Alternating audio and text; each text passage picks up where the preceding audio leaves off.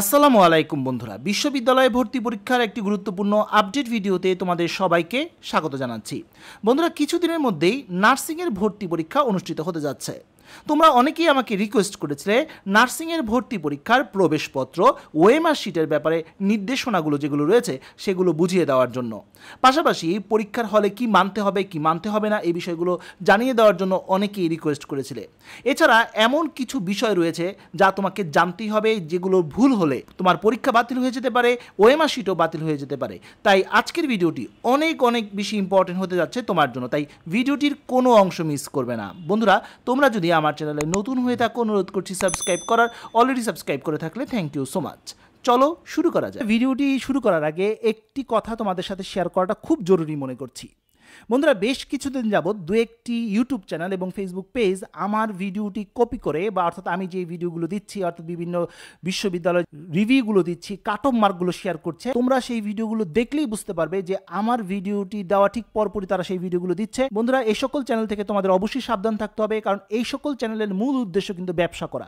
আমার চ্যানেলে শুধুমাত্র তথ্যগুলোই দেখবে, এখানে কোনো শিট বা কোনো কোর্স কিন্তু বিক্রি করা হয় না। তোমাদের কাছে আমি রিকোয়েস্ট করছি বন্ধুরা, এই ধরনের চ্যানেল থেকে তোমরা সাবধান থাকবে এবং এই চ্যানেলগুলো তোমরা অ্যাভয়েড করো। বন্ধুরা, তোমরা নিচে স্ক্রিনে দেখতে পাচ্ছ, এটা হচ্ছে নার্সিং এর প্রবেশপত্র। তোমরা হয়তো এমন একটি প্রবেশপত্র ইতিমধ্যে ডাউনলোড করতে পেরেছো।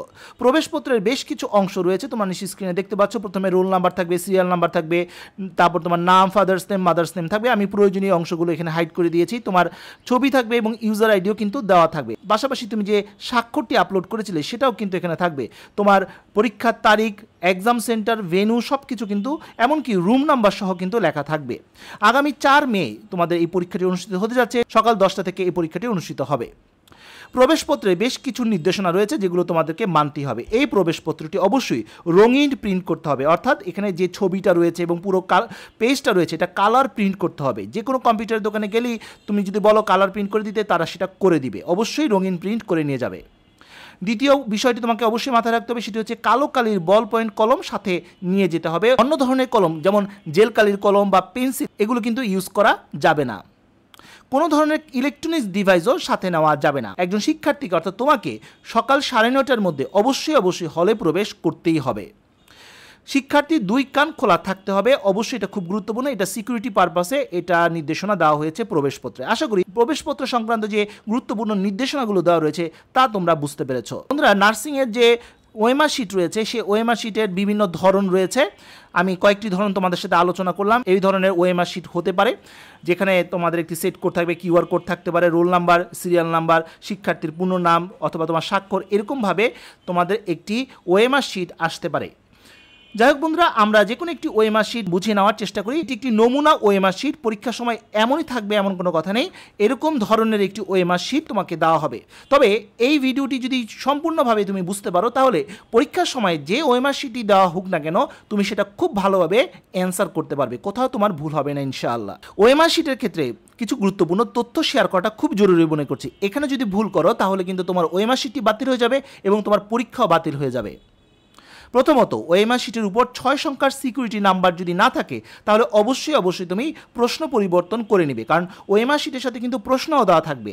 দ্বিতীয় নির্দেশনা, কালো কালির বল পয়েন্ট কলম দিয়ে এমসিকিউ পরীক্ষার উত্তরপত্রে সব কিছু পূরণ করবে। পেন্সিল ব্যবহার করতে পারবে না, জেল কালির বল পয়েন্ট কলম ব্যবহার করতে পারবে না, শুধুমাত্র কালো কালির বল পয়েন্ট কলম ব্যবহার করতে পারবে এমসিকিউ উত্তর করার জন্য।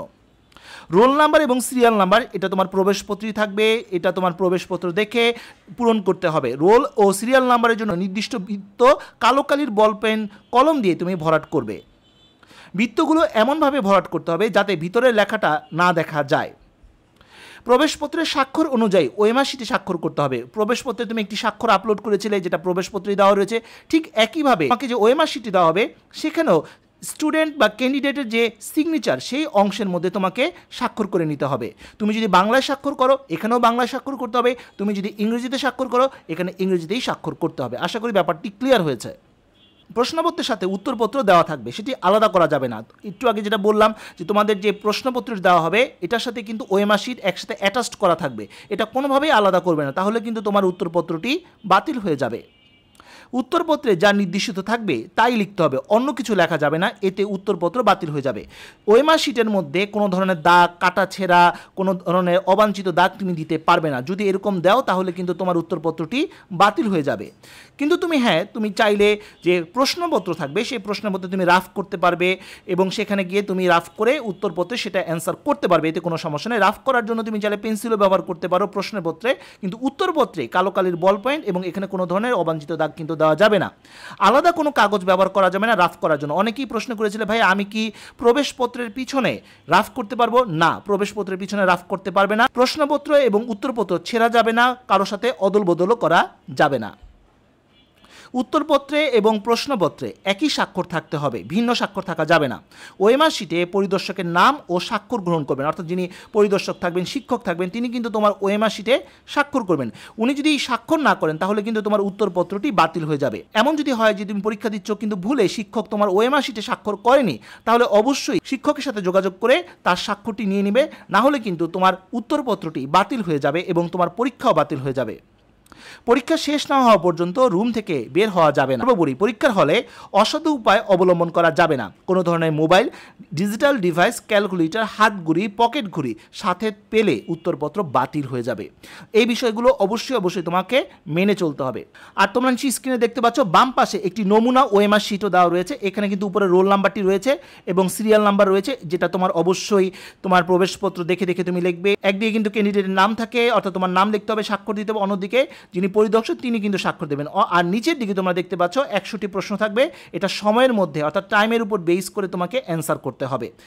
আর কোনো প্রশ্নের মধ্যে যদি ডাবল ঘর তুমি পূরণ করে ফেলো সেই প্রশ্নটি কিন্তু বাতিল হয়ে যাবে। তাই বুঝে শুনে অ্যান্সার করাটা জরুরি। তো বন্ধুরা, এই ছিল আজকের মতো ভিডিও। আজকে আমরা জানতে পারলাম নার্সিং পরীক্ষার বিভিন্ন গুরুত্বপূর্ণ নিয়ম, শর্ত এবং নির্দেশনাবলী। তো বন্ধুরা, আজ এই পর্যন্তই। সবাই ভালো থাকো, সুস্থ থাকো, দেখা হবে আগামী কোনো ভিডিওতে। সে পর্যন্ত আল্লাহ হাফিজ।